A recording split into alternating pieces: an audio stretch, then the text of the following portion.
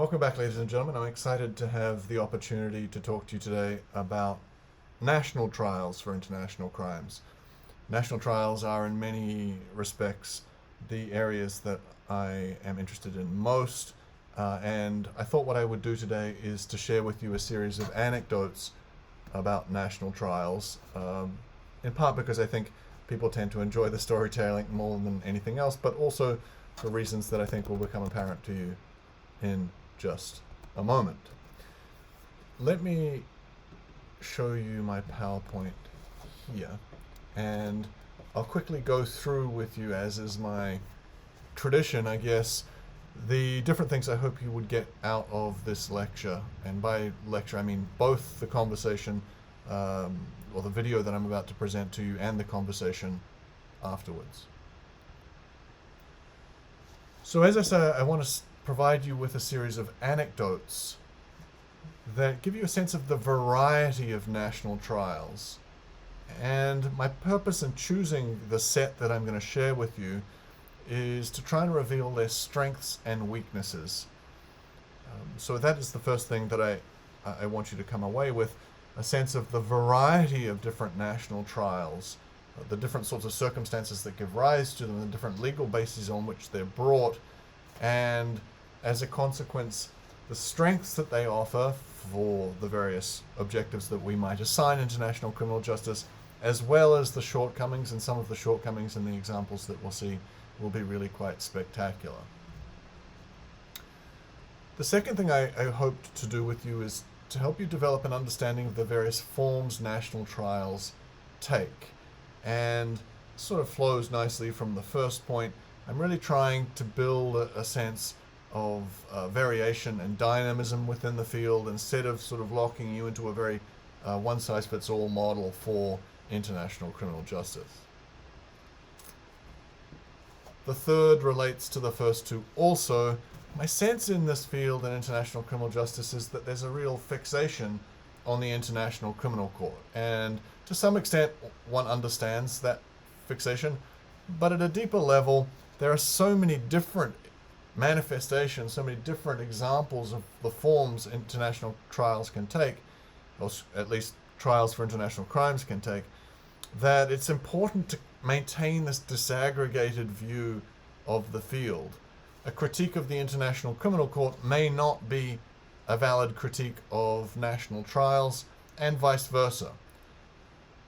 In addition, the ways in which we think international criminal justice works well in national courts may be true of certain trials under universal jurisdiction, for instance, and not true of others in transitional societies where cases are brought against their own nationals. So again, what I'm trying to do here is to sort of maintain a breadth in your perspective about international criminal justice and not limit it to the International Criminal Court. And in this sense, I'm also trying to make more complicated, in the sense of being complex, the connections that you're drawing between different aspects of our class. So the connections are all important. The ideas of history, of critique, of aspirations, ideas about how these crimes developed, forms of responsibility, all of this now should be sort of enmeshed in a relatively complex arrangement, and I'm trying to add to that complexity so that you emerge from the course with a very nuanced and, I hope, sophisticated understanding of the field. So I thought I would start with a series of anecdotes, and some of these anecdotes relate to cases that I've worked on and experiences that I've had directly. Others arise from research that I've carried out, some of which is extremely interesting to me, and I hope is also to you. The first case that I wanted to talk to you about is a case from the First World War, immediately after the First World War. And what I've done with each of these cases is I've tried to sort of give them a label that epitomizes why I chose this particular case to share with you, and what these cases tell us about national trials in for international crimes in national legal systems. And so the first example is of sham trials. And this is important for your understanding. In a way, the dangers of sham trials are precisely the thing that led to international courts. Sham trials are where states put their own nationals on trial for things that were actually brought about in the name of the state, and carry out a trial in such a way that it is largely a farce bent on exonerating both the individual, but much more importantly, exonerating the state for which that individual was acting.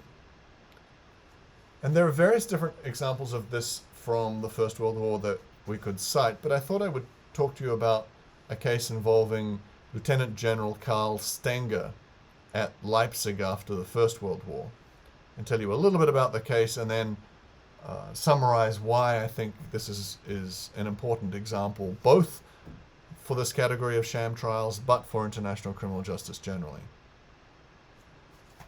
And here I'm sort of recalling, at least initially, our classes on the history of international criminal justice, and the idea that Leipzig after the First World War emerged as vanquished justice. The idea was, well, Germany won't extradite its own soldiers to be prosecuted in the victorious nations, which would ultimately have led to sort of a mutiny within the military, the collapse of government, and potentially revolution in Germany. It won't do that, but it is prepared to try its own nationals. And so the justice dispensed was the justice of those who had lost the war. And what's fascinating about this is that a lot of the history of international criminal justice that you'll read presumes that Nuremberg is the sort of the genesis of the whole phenomenon, but really so much of how this field operates is still based on hard lessons learned after World War I, and General Karl Stenger's case is really probably one of the most prominent examples of those hard lessons. So Stenger was alleged to have ordered that no quarter be given to French prisoners, and here is this nice onion factor, this triangulation into other aspects of what we've discussed in this course. It's like, oh, well, what's no quarter? That's bizarre language. I wonder what that references. And you'll remember that it references in very old European language the notion that of giving an order that no prisoners will be taken. And as a consequence of this order, many French soldiers were killed, such that the French government at the end of the First World War listed Stenger at the very top of its list of people that it wanted tried for international crimes, the very top of the list of people that it wanted extradited to face justice.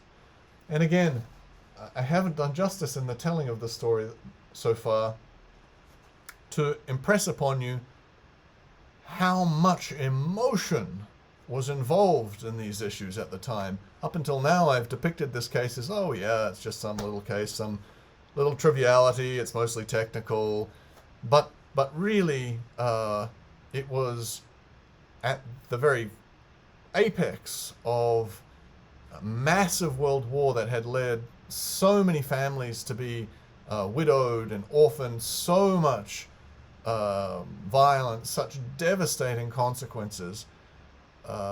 And this case was an after-war attempt to make sense in a justice vocabulary of what had taken place. The emotions on both sides were as intense as one can imagine. And I'll come to this in a second, but I'll reference it as a continuation of that thought. You know, French and Belgian witnesses would go to Leipzig to give evidence, and as they were leaving the courthouse, Germans would spit at them and jeer, and different commentators suggested that these witnesses in testimony, quote, breathed hatred in the trial. So you start to get a sense of just what was at stake here and what these processes were attempting to do. Something very ambitious, on the part of the Allies, and something that was attempting to sort of be a whitewash for those ambitions on the part of the Germans. So despite in the trial Stenger's second in command giving evidence that he heard Stenger giving the order to all of the troops, so about as damning evidence as you could possibly imagine, the prosecutor, the German prosecutor at Leipzig, says to the court, "I believe him," referencing Stenger, "as I said, completely." And so you have this strange role reversal where the prosecutor is siding with the person he is formally supposed to accuse. And when the case leads to an acquittal, as predicted, the French and Belgian witnesses are spat out at, crowds amass outside the courtroom to present Stenger with flowers, and he has to take out an ad in a local newspaper thanking all of the people for their letters of support and generosity after the trial. And as an interesting and strange matter of history, Adolf Hitler meets Hermann Goering outside the Leipzig courthouse in a protest of what was taking place there. Now, in response to this, the French and Belgians remove their participation from the Leipzig trials entirely. They declare it a farce. But that story really is something of a sort of an icon, an emblem for the dangers of national trials. It's exactly these dangers that led to the Nuremberg trial in an international court after the Second World War, as we saw. The danger in national trials is that they are not genuine, or at least a danger. We'll come to the second dominant danger in just a moment. And so the very reason that we are weary of national trials is the perpetrators have captured the law enforcement mechanisms. And so how could you anticipate that it would be anything other than farce? Hence the need for international institutions to objectively, goes the reasoning, apply these standards. So that's the first story about sham trials. If there's an inverse danger in national trials, and for that matter in international trials, it's the idea of show trials. And Gary Simpson, who we saw from earlier, has spoken a great deal about the Moscow show trials that I'll speak to you about now, and their continuity with Nuremberg.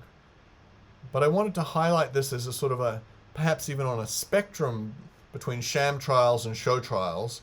Sham trials being bent on acquittal, show trials being bent on conviction.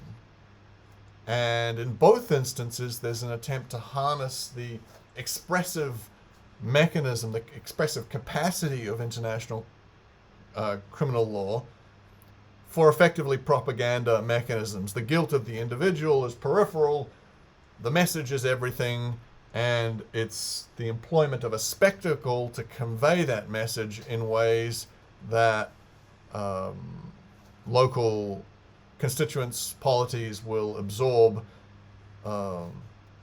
in very powerful ways. So the Moscow show trials were a set of trials that took place between 1936 and 1938. It was part of Stalin's purge of the Communist Party to oust Trotskyist contingents within the Communist Party. There were 3 trials based on confession, all of which were induced by torture of different forms. The torture was long-standing, involves threats against family members. Long-standing meaning, these people had been detained for very substantial periods of time and had been worn down through stress positions and various other forms of torture.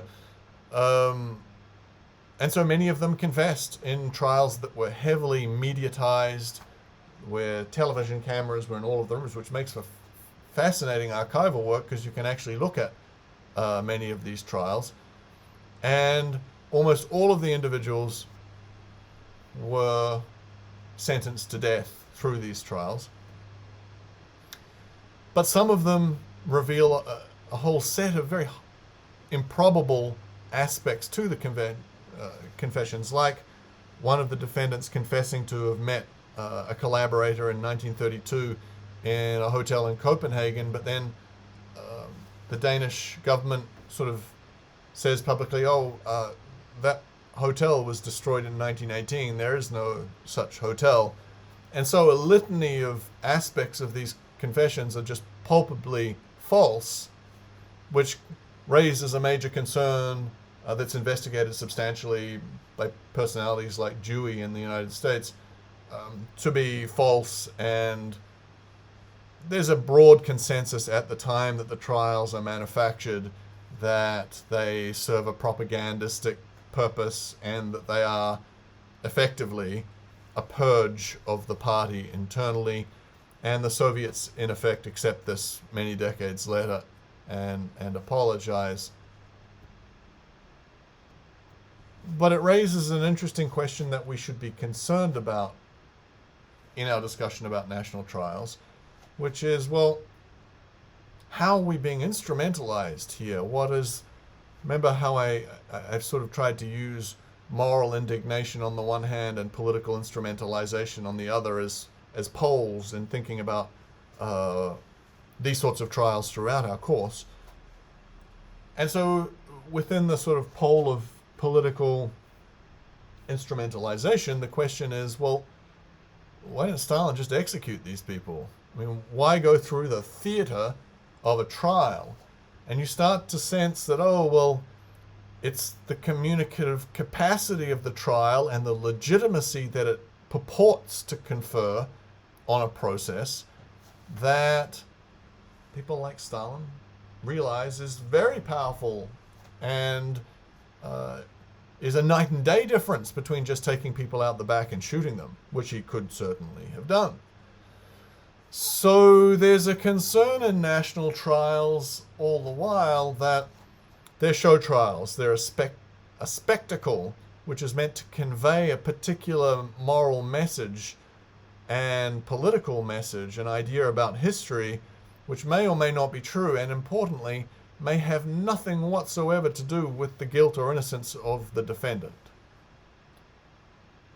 And you might say, well, what's the relationship between the Moscow show trials? They weren't for international crimes. What's the relationship between these and international criminal law? Well, aside from just the conceptual danger of trials, both national and international, becoming show trials and just instrumentalized political theater for propagandistic purposes, there's also a continuity of personality. So the chief prosecutor in the Moscow show trials is Andrei Vyshinsky, and he becomes the chief Russian prosecutor at Nuremberg only a decade or so later. And even his sort of attitude is emergent, and different authors talk about all of these prosecutors getting together at Nuremberg and being kind of embarrassed to be in the presence of Vyshinsky as a consequence. At the initial dinner, Vyshinsky says to all of the people congregated at Nuremberg about to begin the process, "May their paths lead straight from the courthouse to the grave," referencing the defendants. So the toast is to the defendants, "May their paths lead straight from the courthouse to the grave," which again suggests that guilt and innocence, that ideas of due process aren't all that central. What we're doing here really is about theater and spectacle above all else. And again, so I think the first two examples are examples about the dangers of national trials, especially true in national situations, but to some extent true in international ones also. Perhaps people would say perfectly equally applicable in international ones also. And I'm tempted to think of these as a spectrum. So sham trials on the other and show trials on one side and sham trials on the other. And to think about ways in which national trials fit within that paradigm if they do. Nonetheless, I hope that gives you some orientation around concerns that we might have that we can use as we go through some of the others now.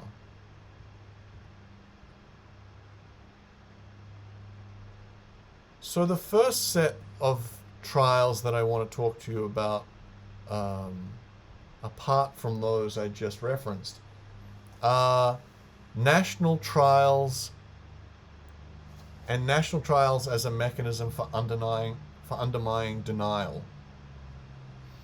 I'm so interested in the Frankfurt Auschwitz trials in 1963. And maybe I can explain where that interest comes from, because I used to have a German colleague who was also a prosecutor, and I sometimes felt slightly uneasy about the moral equivocation that took place, that seemed to be implicit in the statement he would make from time to time, which was, pretty much all countries commit atrocities, and Germany is the only one to take responsibility for it. Everybody else is steeped in denial. At least Germany has taken responsibility and is by definition the most contrite society ever. Well, that's a provocative idea, and I often felt a little bit uncomfortable with the way it was shared with me, even by someone I liked a lot and who was doing what I thought to be important work. But I wanted to show you a short video of a monument in Germany that I went to recently. Actually, I've been to a couple of different times, which struck me as especially significant. It's the old Nazi Colosseum in Nuremberg. And for those of you who don't know, that the Nuremberg trials were held in Nuremberg because Nuremberg was the rally ground for the Nazi Party. And so it's not just the Nuremberg Tribunal that's there. If you visit now, there's a whole series of Nazi sites.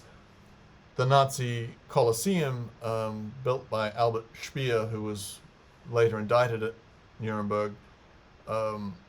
Speer was one of the chief architects for the Nazi regime, and when you see Nazi architecture, it has an immediate and distinct feel to it, and a daunting feel to it.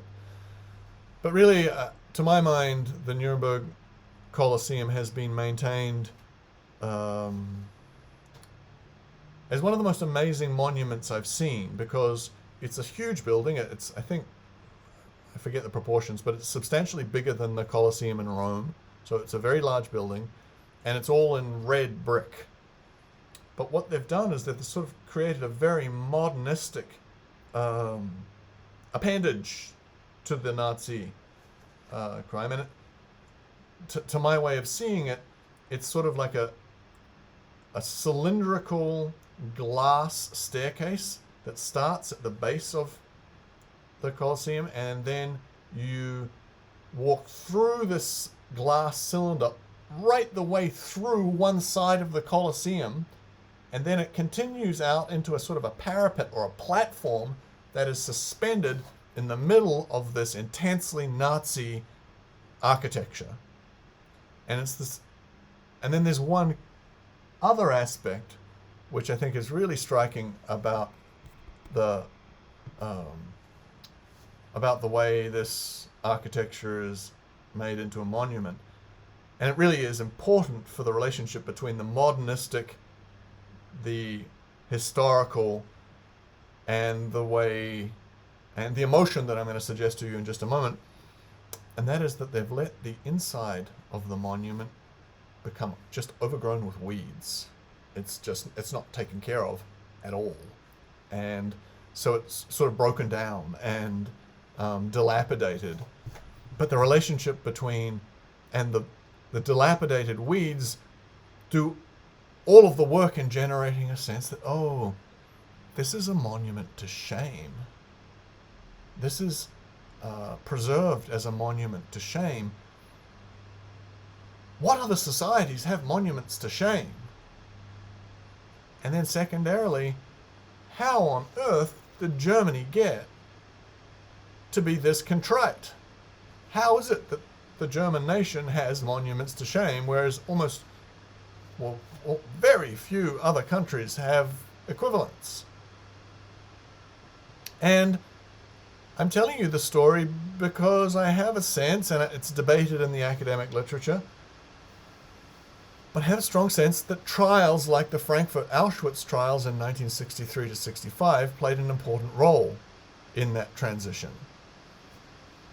But I'm going to show you, before I get to that, I have a little video I took of coming out of the side wall of the Nazi Colosseum and into the platform suspended in the middle of it that I'd like to share with you.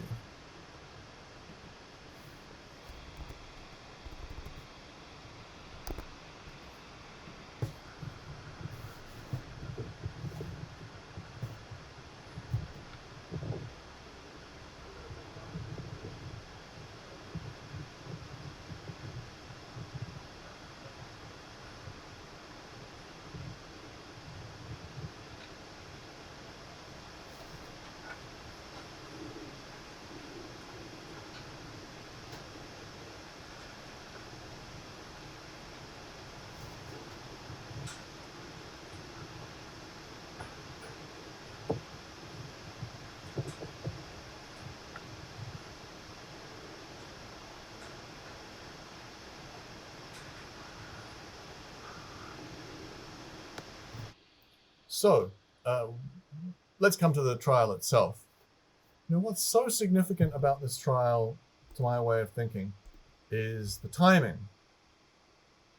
So, before I tell you more about Fritz Bauer, you know, there were social science surveys done of German attitudes towards the war, taken every year after 1945, and it's pretty much a flat line of denial, like oh, everyone was a victim.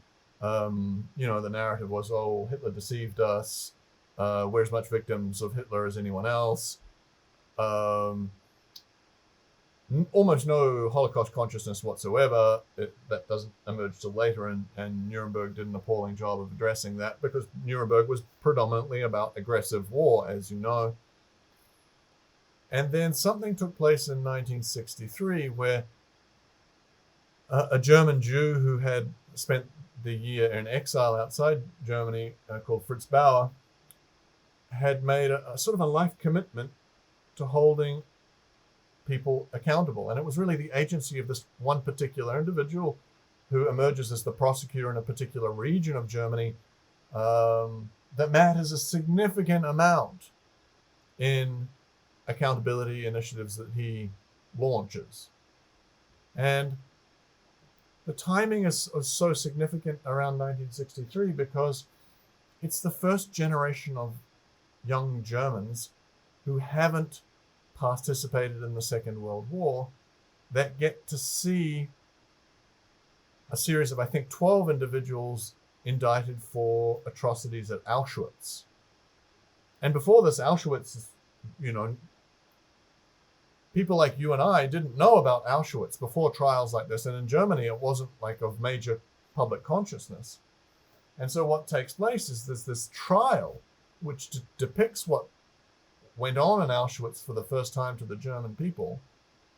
And it's the youth, the 18-year-olds, the students who haven't been responsible for or participated in the Second World War who say, what?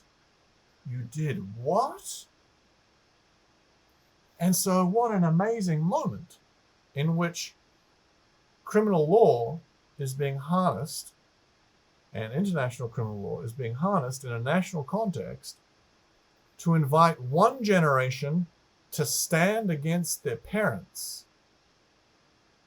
And so there's this phrase that emerges at the time, Die Vater sind die Täter, which has a nice ring to it in German, less so in English. It means the fathers of the perpetrators. And what is so fascinating about this moment is that it ties into student movements, which are, there's lots of research in political science about the significance of student movements the world over. Students emerge to a new degree of consciousness. They look out at the world everywhere and say to the previous generation, you accepted what about the world? No way. There's no way that's acceptable.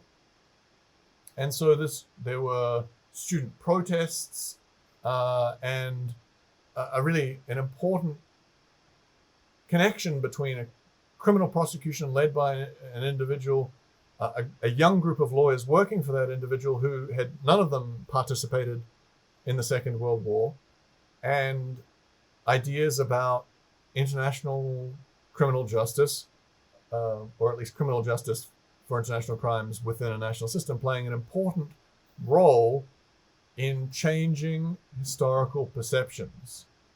And so it's debated a little bit whether what the effect of this was in producing German contrition. There's some literature that says, the effect of this trial was it more or less galvanized the inverse of nationalism, of denial, of repression, but still a lot of thinking that these sorts of trials were hugely important in the construction of German contrition and the sorts of monuments that I showed you. So what's significant about these trials is that they're an attempt to break down cultures of denial in national systems, that they tie in with student movements and social change around student movements, and that they really transcend the victor's justice paradigm. In another way of thinking about these is that they're again trials by the vanquished or vanquished justice, but removed in time and in a place where there's a much greater willingness to have to face a very, very violent history. There's also an interesting counter-argument about these trials, which I wanted to sort of put on the table because they highlight, I guess, some of the criticisms that we drew on. That, what these trials did is that they sort of made Auschwitz and the Holocaust look like it was the actions of 12 bad individuals. And what that left out was the ways in which the German state and the German people generally held responsibility for what took place. It tended to play down the widespread participation in all of the different apparati that were necessary to bring the Holocaust into being. And as a consequence of that, these trials were actually vehicles for denial. So you start to get a sense of the competing ideas about accountability, justice in national systems through the Frankfurt Auschwitz trials. I wanted to use this discussion as a sort of a segue because the Frankfurt Auschwitz trials involve individuals who remained in Germany, people who formerly worked in Nazi death camps who stayed in Germany and were arrested and prosecuted there. But a substantial number fled. And there's such an interesting story about both Adolf Eichmann and Joseph Mengele fleeing initially to Argentina, and then an individual who is very much akin to Fritz Bauer, who also makes a life commitment to hunting down Nazis, whose name is Simon Wiesenthal. And these figures emerge as individuals who are committed to the project of accountability. They're committed because they've experienced these things directly. They are deeply harmed by what took place. And there is a sense that justice will be their commitment. It's so interesting to see how this emerges time and again. I'll tell you another example about it in just a moment. I referenced Alexander Solzhenitsyn, who was held in a Soviet gulag for a long period of time, who emerged as this prolific critique of the Soviet regime and offers these really sort of interesting diametric opinions about it's crucial these people are held accountable what a terrible spectacle having Russian judges sit at Nuremberg while everything that had taken place in the Soviet Union around that time, using criminal law as instrument, went unaddressed. I digress slightly. Let me come back to the idea of individuals fleeing. Adolf Eichmann was ultimately abducted by Israeli agents to stand trial in Jerusalem. Joseph Mengele flees Argentina to live in Brazil, where he escapes Weissenfeld's best efforts to secure him and ultimately dies swimming on a beach in Brazil. And so in Mengele and Eichmann, you have this interesting diametric relationship. One, well, there's similarities in the sense that they're both deeply involved in awful aspects of the Nazi regime. Both of them flee to Argentina, but dissimilarities, because Eichmann is dressed up as the sort of banality of evil and a bureaucrat, whereas Mengele is like a degree of sadism that's hard to sort of quantify. Mengele is responsible for the doctor's case that you began reading about. So what an interesting juxtaposition. One's held accountable and the other isn't. And like, how do you feel about Mengele not being held accountable? And so I wanted to use this as an interesting sort of moment of transition into our next case, which is about universal jurisdiction, by showing you another short video. This video ends in a moment that's especially violent and a little bit shocking, and I feel like I should warn you about that. But it is from a mainstream movie that won an Oscar starring Dustin Hoffman. So, although disturbing, it's the violence is also important for the message in the particular scene. I know that you man. You can't. Stand!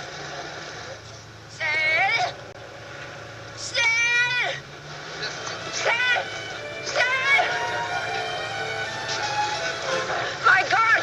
Stop him! Stand! Stop! Stand! Oh, it's Stand! Der weiße Engel! Der weiße Engel ist hier! Oh my God! Stop him! Stop him!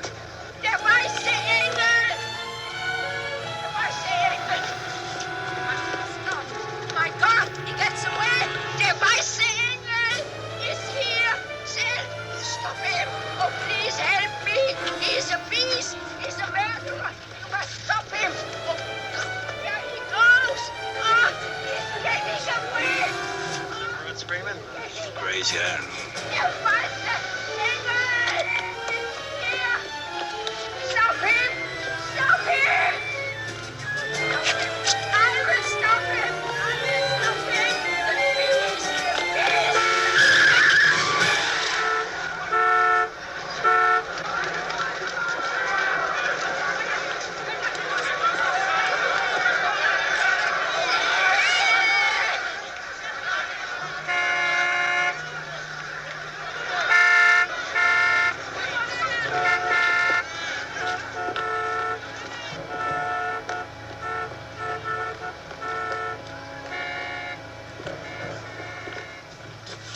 I know who you are, you murderer. I know who you are. Help! The man needs help here! Help! Quick! A doctor! Quick! 58th Street and Madison. What happened? So what's really striking about that is the victim identifies the perpetrator in a different country. The victim in New York City identifies the perpetrator, and you sort of have this expectation that, oh, many years later, there's this old sort of white dude walking down the street, and he's sort of harangued by his past, which was sort of episodic and particular to a period in life, and he's otherwise, an old man now, and reflects differently on that period in his life. And the very violent ending to the scene is a statement that, oh no, this person was committed to the project and remains committed to the project. This person has made peace with a degree of violence, and that was in strong continuity with what took place in the Second World War many years later. And here is a question which I think is a major challenge for ideas about international criminal justice, especially to critical perspectives that view it as more harmful than not. And that is, well, what do you do in those situations? Those situations aren't rare. Those situations happen all the time. And so many of the cases that emerge in national systems, including the one I'm about to tell you about, is a function of these dynamics, that victims flee places where there are atrocities, and they're riding on a bus one day, and they see their perpetrator, because the perpetrator is in exile also now. And how does the legal system grapple with that problem? What an immense problem. So this next case that I want to talk to you about is sort of a manifestation of that. It's called the Butare 4 case. It's a universal jurisdiction case that's brought in Belgium. Forget the year off the top of my head, but it's in the last decade or so. And this case in particular has strong connections with work that I've done. And in many respects, there are triangular implications for my professional trajectory in this particular case. So I'll tell you a little bit more about it. So the Butare 4 case is a case that's brought in Belgium. There are 4 defendants. Vincent Ntezimana is one of them. There are 2 nuns that are tried in this case. If you know anything about the role of the church in Rwanda, it's especially bleak, in part because one hopes that it's the people who hold themselves out as ethical, moral individuals that stand up and points of resistance in descents into authoritarianism and mass violence. But really, there's little empirical evidence to suggest that. And pretty much all of my experience is that, the people that you think would be morally upstanding are generally not, and the people who you wouldn't really suspect it of take huge and courageous positions in the name of principle. I wanted to reference Ntezimana to you particularly because he was a professor at the National University of Rwanda, and the allegations was that he created lists of both student and faculty based on ethnic allegiance on the basis that they would be used for other banal bureaucratic purposes, when actually they were death lists. They were used to favor certain people for rains of blows from a machete, both on faculty and among students. And the reason I tell this story is that many years ago, almost 20 now, as a young lawyer, I worked in Butare in the south of Rwanda on a genocide case that was being carried out by the Rwanda Tribunal just across the border in Tanzania. And as part of that process, at the end of a 2-week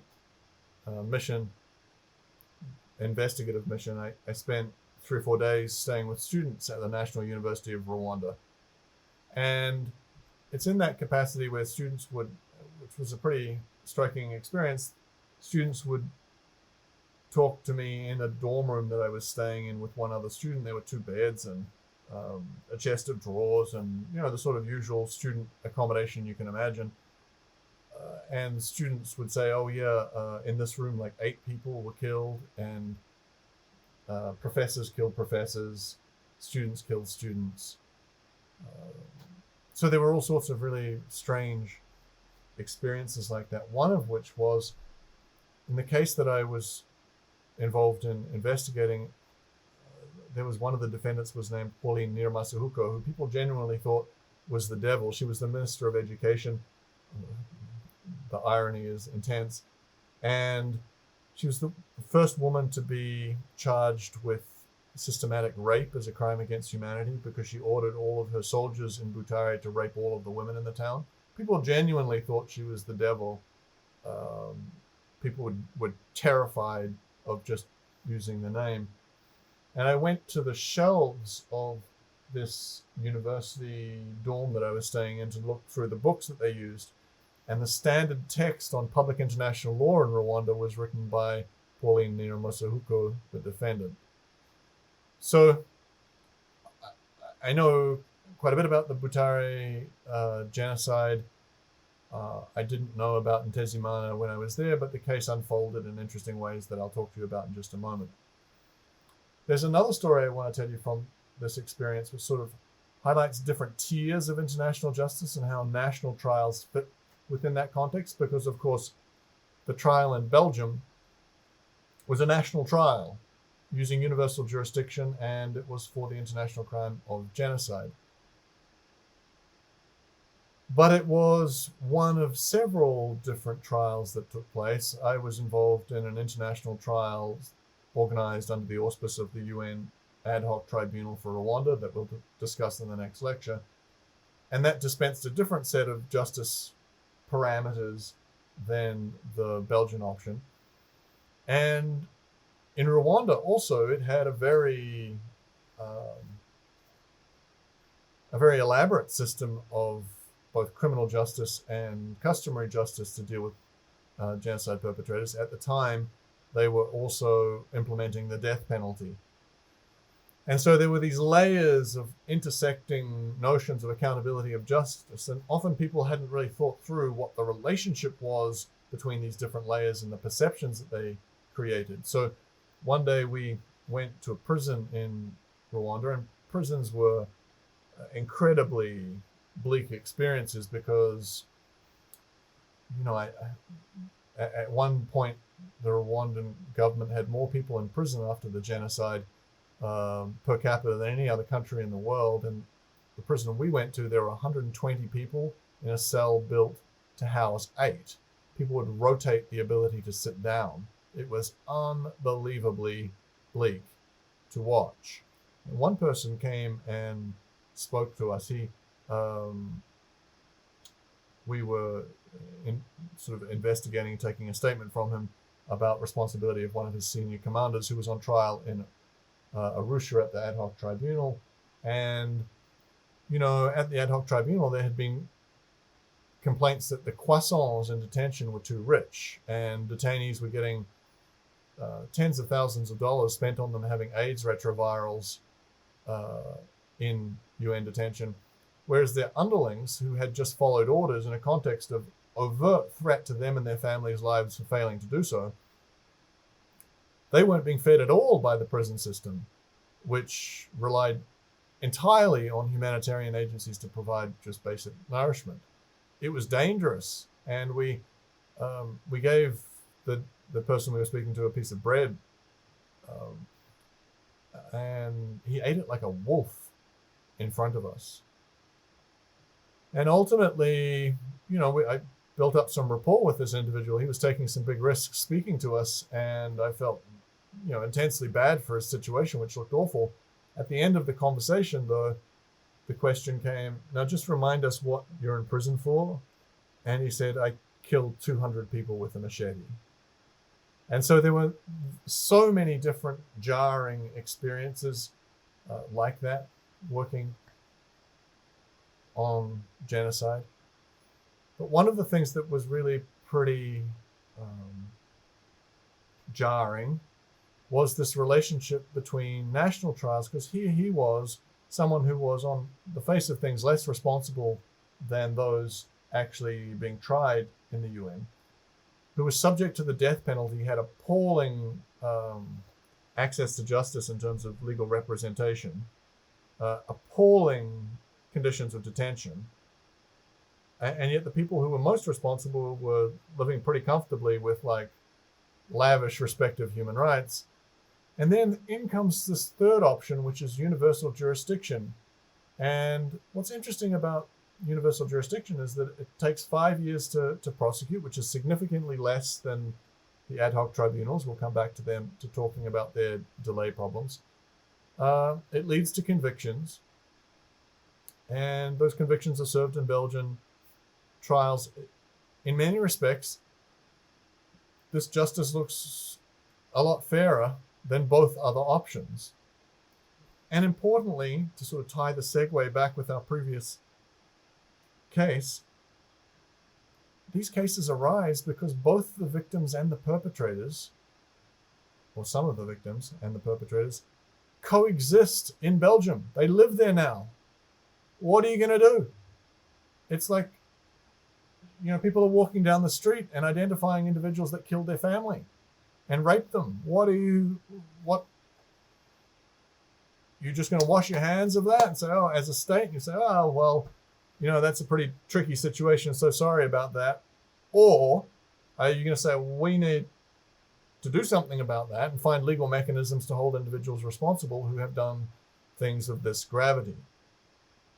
So diaspora prosecutions are really a very interesting phenomenon and event. I've talked to you a little bit about the incongruous levels of justice that these sort of overlapping initiatives and jurisdictions generate. I wanted to finish by telling you one last story about this case, because it involves the chief Belgian prosecutor who spent many years investigating these charges. And let's just say that investigating genocides is no psychic picnic. It's really very demanding. And I once took a course when I was probably the age of most of you now from this Belgian prosecutor in Belgium on international criminal law. And he would be a very quietly spoken person and was very thoughtful and had obviously very interesting things to say because he'd spent so long at the coalface. And then occasionally he would yell at the top of his voice, "What would you do in the same situation?" And in that yelling, there was a sense that these moral issues are far more difficult on the ground than we sort of project from afar. And who of us makes strong moral principle decisions in opposition to forces around us? Who are those people? I sort of started working in this field thinking, what sort of crazed animal is capable of this type of violence? And towards the end of my time in Rwanda, the question had inversed itself in ways that were very difficult at the time. What sort of person isn't capable of this, and who is that person? Am I one of them? The Belgian prosecutor's comments and the intensity of the sort of occasional yelling made me suggest that he too had come to reflect on those sorts of questions, which to some extent, I think, arise out of being too close to atrocities. Nonetheless, the lesson I want you to take away from this is universal jurisdiction as a means of resolving local disputes in Belgium that arose from a transnational phenomenon, which is the Rwandan genocide, and that in some respects, within a sort of an overlapping complex mishmash of institutions, that in some ways these results might be preferable.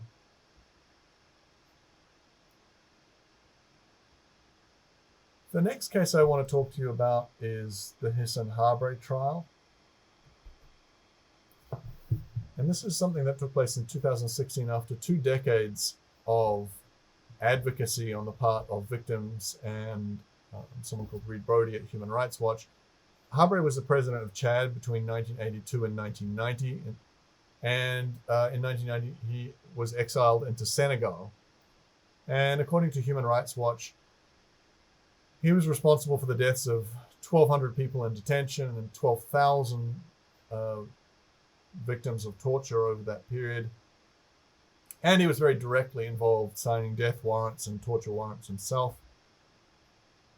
What's really interesting about the Hissène Habré trial, well, there are many things that are very interesting about it, is that it takes place within the national courts in Senegal, and that it's victim-led. And again, I want to sort of tie in these connections for you. So this particular individual, Suleiman Gueng's promise to himself as he's being tortured in Habré prisons is, I will dedicate the rest of my life to holding these people accountable. And I've reflected on this because we saw it a little bit also with Wiesenthal and with Fritz. We see these moments where victims especially make strong commitments to accountability.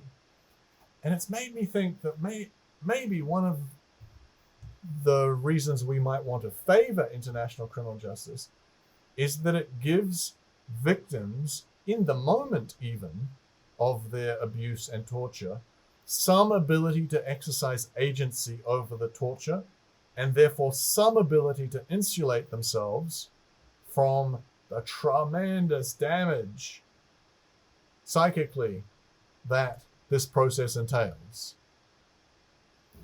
So what an idea that maybe in all its imperfection, international criminal justice in national and international realms is worth it to give people some sense of agency that they can make these types of commitments.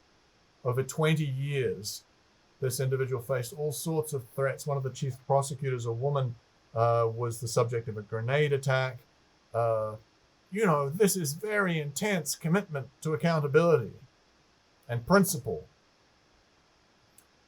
So fascinating that in this particular instance, there's this campaign to have Senegal prosecute Hissène Habré that involves human rights and civil society within Chad and also within Senegal.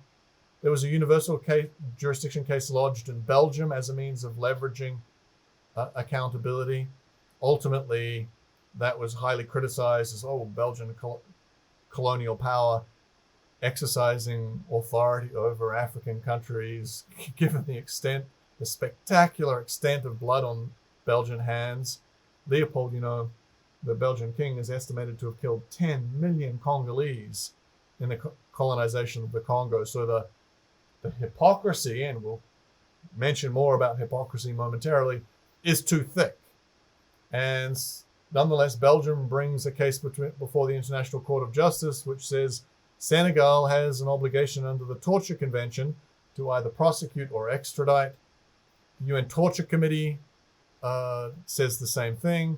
And ultimately, Senegal seeks guidance from the African Union, and the African Union also says Senegal has to prosecute. All of this takes 20 years, and ultimately, Habré stands trial and is found accountable. In terms of theater, also, it gives victims an opportunity to testify against Habré, and they say things like, "It is so empowering to me to be in a courtroom where Habré, who orchestrated all of this violence, is even too much of a coward to say anything or to react, and I have the opportunity to tell my truth in his presence. What an empowering moment." The question is, well, we could say all sorts of critical things about this example, but I want to sort of leave space for that in questions, and hopefully there are arguments for and against that we can draw upon.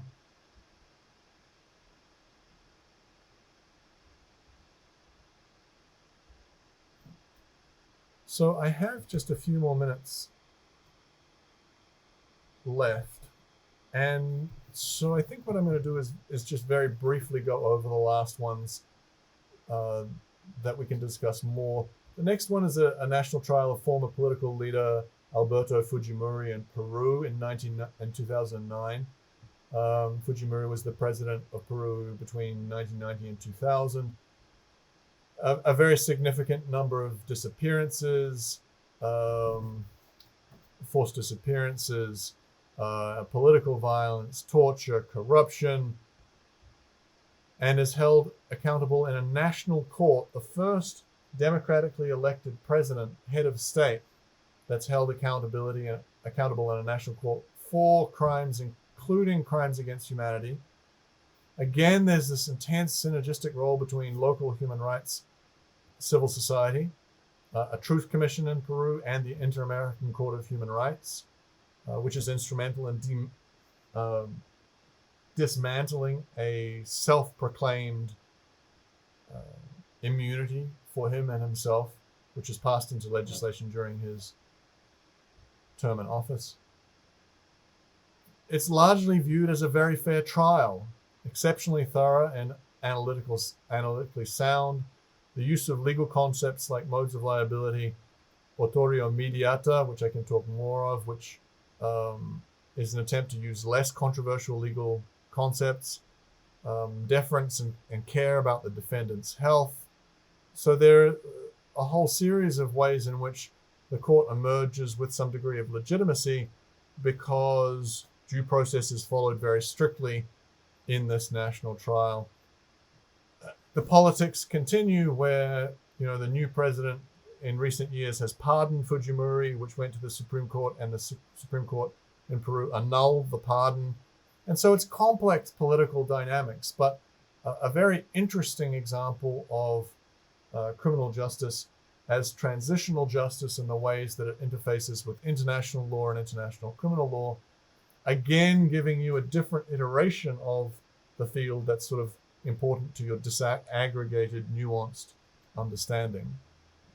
And again, part of the idea here is about democracy, rule of law, the principle in rule of law being holding everyone accountable, not that everyone's bound by the law.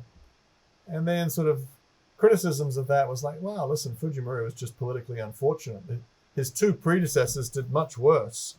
And so holding him accountable is sort of arbitrary in the grand scheme of things. This is, again, international criminal justice that's so selective. And after all, Fujimori had and still enjoys very considerable support in Peru.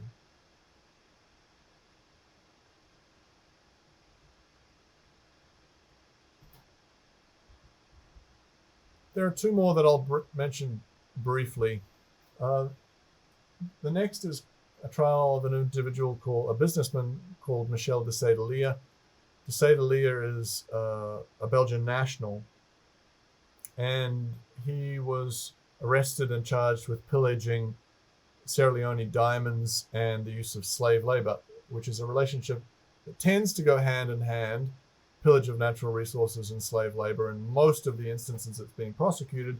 And in a way, there's a logic that binds the two together, which is the forced exercise of ownership over human and natural resources. And if you're prepared to make money at any cost, you'll steal natural resources and enslave the local population to do it. That way you get both the natural and the human resources for free and make an enormous amount of money.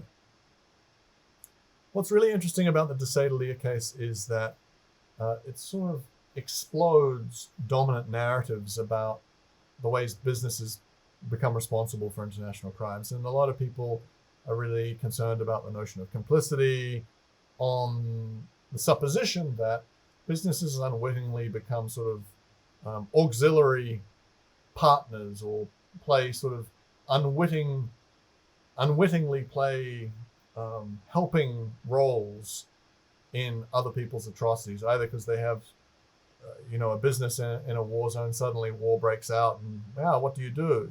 What would you do in the same situation? But actually, this case is really important because it suggests not that businesses are always sort of unwittingly caught up in somebody else's atrocity, but that in some instances, they're the driving force behind it. So the allegations against de Seydelia were that he personally went to Liberian President Charles Taylor and cajoled him into invading diamond-rich parts of Sierra Leone, that he personally flew with the insanely brutal rebel group, the RUF, into Sierra Leone, that the RUF used slave labor to extract diamonds in these mines, that the defendant took machinery on the flights at different times to mine the diamonds more lucratively, and that in one instance, and I have no knowledge of whether this is true or not, one instance that he personally raped one of the slaves. So these are not allegations of businesses being sort of like unwittingly bound up or, otherwise legitimate, quote unquote, business. This is really is sadistic behavior that is driving atrocity. And what's fascinating about it is that it's a Belgian national being prosecuted in Belgium. And so that too is a radical departure from ideas of victor's justice that we looked at. Unfortunately, de Sederleer committed suicide in prison before his trial came to fruition, before it was heard. But nonetheless, the case is significant because it offers another different variation that you should keep in mind. The last case I wanted to mention to you is the trial of Saddam Hussein. And this is an example, I think, of tainted trials. And it's tainted for a whole variety of reasons. But the trial of Saddam Hussein was created by an institution set up by the US Coalition Provisional Authority that borrowed almost verbatim the statute of the International Criminal Court. Now, there's two things about that should make you feel pretty uncomfortable. The first is that the United States had just invaded Iraq together with the support of other coalition members, which, as you'll recall from Nuremberg, is aggression and the supreme crime because all other crimes flow from it. However you view this process initially, the Iraq War killed 1 million people, and this is really quite a spectacular moral taint. At the same time, you'll understand that the ICC has been so active, the United States government has been so actively against the International Criminal Court, culminating now in President Trump making it a criminal offense to assist that tribunal. And so to borrow its law and implement this in Iraq seems like a fairly in-your-face hypocrisy that should have people pretty uncomfortable. And so still we're back in this interesting and difficult relationship between moral responsibility and political instrumentalization. Here, the political instrumentalization is enormous, and more than any other of the trials that we're discussing here, this most closely approximates to a show trial. Why? Well, in the process of this trial, several defense counsel were killed, several of them brutally. One of the judges was killed, and their relatives were killed. There were attacks on witnesses and their families. There was, in conjunction to this, a removal of the initial prosecutor and 2 judges in the middle of the trial and in the appellate level by a parallel anti-Ba'athist commission that was attempting to weed out any of Saddam's supporters from the process. But to do this in the middle of the trial fundamentally undermines the fairness of the process.